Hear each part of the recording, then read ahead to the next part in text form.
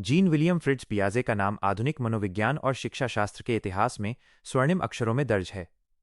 Switzerland के न्यूचैटल में 9 अगस्त 1896 को जन्मे पियाजे ने बाल चिंतन और संज्ञानात्मक विकास को समझने के लिए जो क्रांतिकारी दृष्टिकोण प्रस्तुत किया, उसने पूरी दुनिया की शिक्षण पद्धतियों की दिशा ही बदल दी। मूल रूप से वे एक जीव विज्ञानी थे और उन्होंने बहुत ही कम उम्र में घोंघों के वर्गीकरण तथा विकास पर अपना शोध कार्य पूरा कर डॉक्टरेट की उपाधि हासिल कर ली थी। जीव विज्ञान की इस गहरी पृष्ठभूमि ने उनके मनोवैज्ञानिक सिद्धांतों पर अमिट छाप छोड़ी। उनका मानना था कि जिस प्रकार मनुष्य का शरीर जीवित रहने के लिए बाहरी वातावरण के अनुकूल ढलता है, ठीक उसी प्रकार मनुष्य की बुद्धि और सोचने की क्षमता भी अनुभवों के माध्यम से विकसित और अनुकूलित होती है। पेरिस में अल्फ्रेड बिने की प्रयोगशाला में बुद्धि परीक्षणों के मानकीकरण का काम करते हुए पियाजे ने एक अत्यंत रोचक तथ्य पर गौर किया। उन्होंने देखा कि एक निश्चित उम्र के सभी बच्चे लगभग एक जैसी गलतियां करते हैं। इससे उन्होंने ये ऐतिहासिक निष्कर्ष निकाला कि बच्चे बड़ों की तुलना में कम समझदार नहीं होते, बल्कि उनके सोचने का ढंग वयस्कों से गुणात्मक रूप से बिल्कुल अलग होता है। इसके बाद उन्होंने अपने स्वयं के 3 बच्चों लॉरेंट, लुसियन और जैकलीन के जन्म से लेकर बड़े होने तक के व्यवहार, खेल, भाषा और तार्किक प्रक्रियाओं का कई वर्षों तक सूक्ष्म अवलोकन किया। इस दीर्घकालिक अध्ययन से बाल विकास के प्रसिद्ध संज्ञानात्मक विकास सिद्धांत का जन्म हुआ। पियाजे को विकासात्मक मनोविज्ञान में रचनावाद का प्रणेता माना जाता है। उन्होंने पारंपरिक धारणा को पूरी तरह खारिज कर दिया, जिसके तहत बच्चे को एक खाली बर्तन समझा जाता था जिसमें शिक्षक ज्ञान भरता है। पियाजे ने बच्चों को नन्हे वैज्ञानिक कहा। उनका मानना था कि बच्चे अपने पर्यावरण में सक्रिय रूप से खोजबीन करते हैं, प्रयोग करते हैं और अपने अनुभवों के आधार पर ज्ञान का निर्माण स्वयं करते हैं। ज्ञान किसी बाहरी दबाव से थोपा नहीं जा सकता, बल्कि ये बच्चे के भीतर से विकसित होने वाली एक सक्रिय और निरंतर प्रक्रिया है। इस सिद्धांत को गहराई से समझने के लिए पियाजे द्वारा दी गई कुछ बुनियादी अवधारणाओं को जानना बेहद जरूरी है। इसमें सबसे पहला विचार स्कीमा का है। स्कीमा हमारे मस्तिष्क में मौजूद सूचनाओं और अनुभवों का वो संगठित ढांचा या मानसिक पैकेट है जिसकी मदद से हम किसी वस्तु, व्यक्ति या स्थिति को पहचानते हैं और उसका अर्थ निकालते हैं। उदाहरण के लिए, जब बच्चा पहली बार किसी पक्षी को उड़ते देखता है तो उसके दिमाग में उड़ने वाले पंखों वाले जीव का एक बुनियादी स्कीमा बन जाता है। जैसे जैसे उम्र और अनुभव बढ़ते हैं, ये स्कीमा अधिक समृद्ध और जटिल होते जाते हैं। संज्ञानात्मक विकास अनुकूलन और संतुलन की निरंतर प्रक्रिया से आगे बढ़ता है। अनुकूलन के 2 मुख्य अंग हैं, आत्मसात्करण और समायोजन। आत्मसात्करण का अर्थ है नए अनुभव या जानकारी को बिना किसी बड़े बदलाव के अपने पहले से मौजूद पुराने स्कीमा में जोड़ लेना। उदाहरण के लिए, यदि किसी बच्चे ने पहले 4 पैरों वाले कुत्ते को देखा है और जब वो पहली बार 4 पैरों वाली बिल्ली को देखता है तो वो उसे भी अपनी पुरानी समझ के आधार पर कुत्ता कह देता है। लेकिन जब वो देखता है कि बिल्ली भौंकती नहीं बल्कि म्याऊं करती है और पेड़ पर चढ़ जाती है, तो उसका पुराना ज्ञान नए अनुभव को समझाने में असमर्थ हो जाता है। ऐसी स्थिति में बच्चे के दिमाग में एक मानसिक द्वंद्व या असंतुलन पैदा होता है। इस उलझन को सुलझाने के लिए बच्चा अपनी पुरानी धारणा में सुधार करता है और बिल्ली के लिए एक अलग स्कीमा बनाता है। अपनी मानसिक संरचना में किए गए इस संशोधन और नए नियम को सीखने की प्रक्रिया को समायोजन कहा जाता है।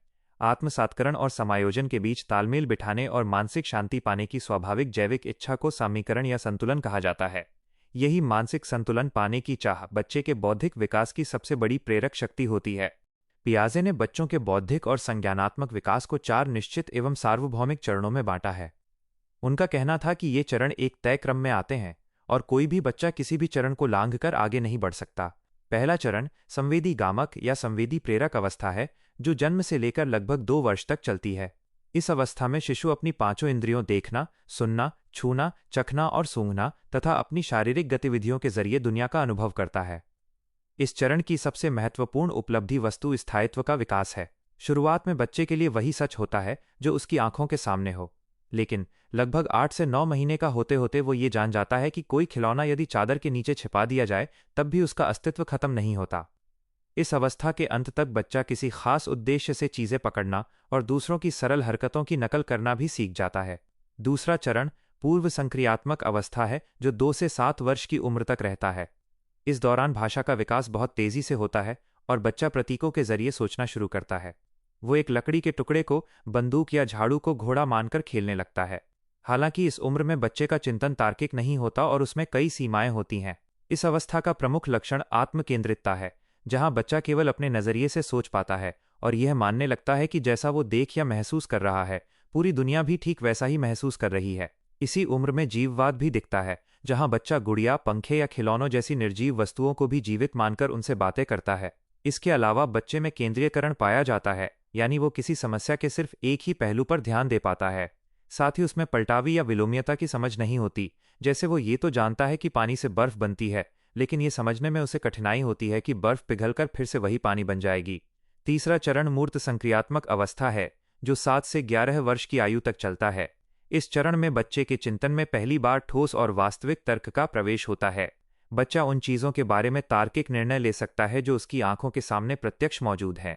इस अवस्था की सबसे बड़ी उपलब्धि संरक्षण के नियम को समझना है। बच्चा ये समझ जाता है कि यदि बर्तन का आकार बदल दिया जाए तो भी उसमें मौजूद पानी की मात्रा या आयतन नहीं बदलता। इस दौरान बच्चे में पलटावी गुण, वस्तुओं को उनकी लंबाई या वजन के क्रम में सजाने की क्षमता और विभिन्न श्रेणियों में वर्गीकृत करने की योग्यता पूरी तरह विकसित हो जाती है। उसकी आत्म केंद्रितता कम होने लगती है और वो सामाजिक दृष्टिकोण को समझने लगता है। चौथा और अंतिम चरण औपचारिक संक्रियात्मक या अमूर्त संक्रियात्मक अवस्था है, जो 11 वर्ष से शुरू होकर वयस्कता तक चलती है। इस अवस्था में मानसिक विकास अपने चरम पर पहुंच जाता है। बच्चा अब अमूर्त विचारों, सिद्धांतों और संभावनाओं पर भी गहराई से चिंतन कर सकता है। वो परिकल्पनात्मक निगमनात्मक तर्क का उपयोग करने लगता है, जिसका अर्थ है कि किसी समस्या को हल करने के लिए वो पहले से कई संभावित रास्ते सोचता है और फिर व्यवस्थित रूप से निष्कर्ष निकालता है। अमूर्त गणित, वैज्ञानिक प्रयोग, न्याय, स्वतंत्रता, दर्शन और भविष्य की योजनाएं बनाने की क्षमता इसी चरण में परिपक्व होती है। जीन पियाजे के इन विचारों ने प्राथमिक और माध्यमिक शिक्षा की पूरी रूपरेखा को बदल कर रख दिया। उन्होंने स्पष्ट किया कि बच्चों को रटाने के बजाय उन्हें सक्रिय प्रयोगों और खेल आधारित गतिविधियों के माध्यम से सीखने का अवसर मिलना चाहिए। शिक्षक को ज्ञान का कठोर शासक नहीं, बल्कि एक मार्गदर्शक और सुगमकर्ता की भूमिका निभानी चाहिए जो बच्चों के लिए अनुकूल वातावरण तैयार करे। यद्यपि पियाजे के सिद्धांत को दुनिया भर में सराहा गया, लेकिन बाद में लेव वाइगोत्स्की जैसे विचारकों ने इसकी सीमाओं की ओर इशारा किया। आलोचकों का मानना था कि पियाजे ने बच्चे के विकास में समाज, संस्कृति, माता पिता के सहयोग और भाषा के योगदान को कम महत्व दिया। साथ ही कुछ आधुनिक अध्ययनों ने यह भी साबित किया कि सही प्रोत्साहन मिलने पर बच्चे पियाजे द्वारा बताई गई उम्र से पहले भी जटिल तार्किक कार्य कर सकते हैं।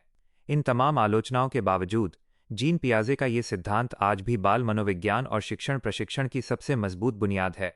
16 सितंबर 1980 को उनका देहांत हुआ, लेकिन बच्चों को नन्हे वैज्ञानिक मानकर उनकी सोच का सम्मान करने का जो नजरिया उन्होंने दुनिया को दिया, वो आज भी हर संवेदनशील शिक्षक और शोधकर्ता का सबसे बड़ा मार्गदर्शक बना हुआ है।